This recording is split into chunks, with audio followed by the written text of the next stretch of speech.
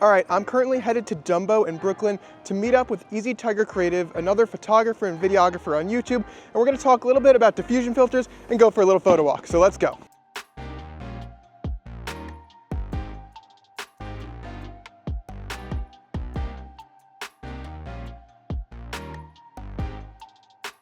On this photo walk, I'm going to be trying out a new set of filters, the black diffusion filters from K&F.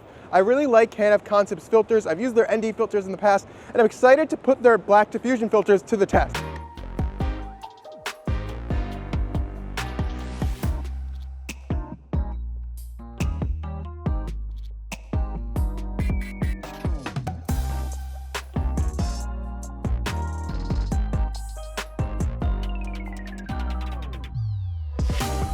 I think diffusion filters are very great. To be honest, I have most of the time one on my camera.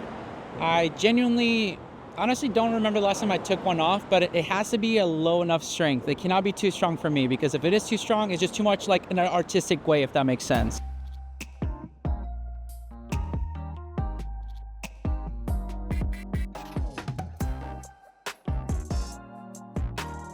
So far I've been using the 1/8 diffusion filter. Now I'm going to pop on the 1/4. The 1/8 was really good during the day as you didn't want to bloom the highlights too much, but now going to the 1/8 will be perfect as the light dims down and we'll get a bit more diffusion on those highlights.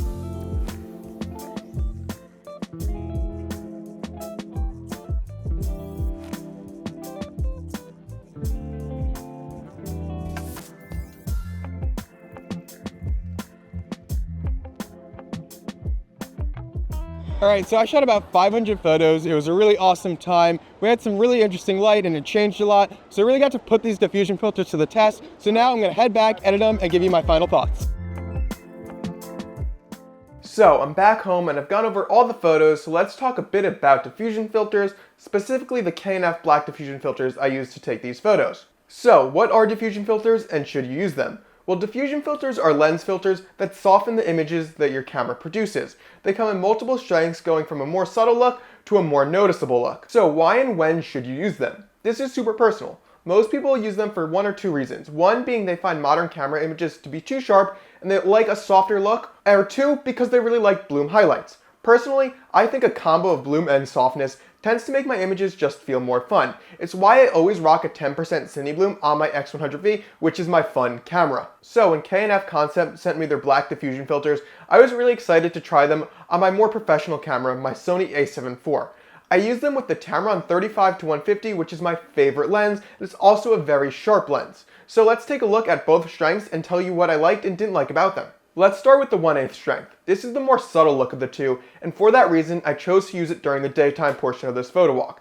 I actually found this to be the perfect strength for daylight. The look was much more subtle, and sometimes I didn't even notice it, but when the light hit just right, it bloomed very nicely. So if you're looking for a subtle look, I'd recommend going with the 1/8 filter. And when I say this look was subtle, it's really subtle. I find I really didn't notice a huge softness or contrast decrease unless I was shooting directly at the sun, where you really saw that bloom. So you need some really bright highlights to notice the look the 1/8 is giving you. However, if you're looking for a filter that just takes that little bit of digital edge off your photos, this may be the better one to go with, and it's kind of more versatile because it doesn't totally take over the look of the image because it's not super strong. Now, I think the 1/4 strength was noticeably stronger, especially when it came to bloom.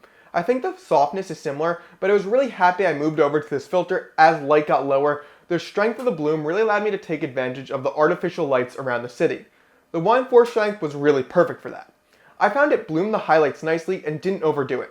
The only time it felt a bit too strong to me was when there was a very direct light source like headlights, so just keep that in mind when you're shooting. The strength of this bloom is really why I would use this filter during nighttime situations or darker environments over really bright days.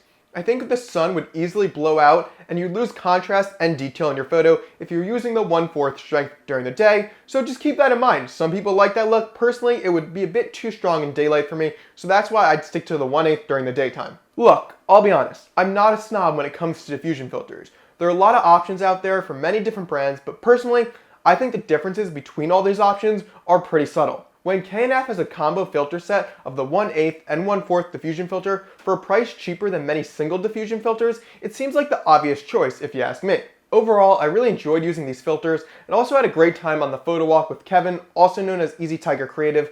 He put a whole video out about our photo walk, so head over to his channel to check it out. For now, go ahead and create some content. Thanks for watching.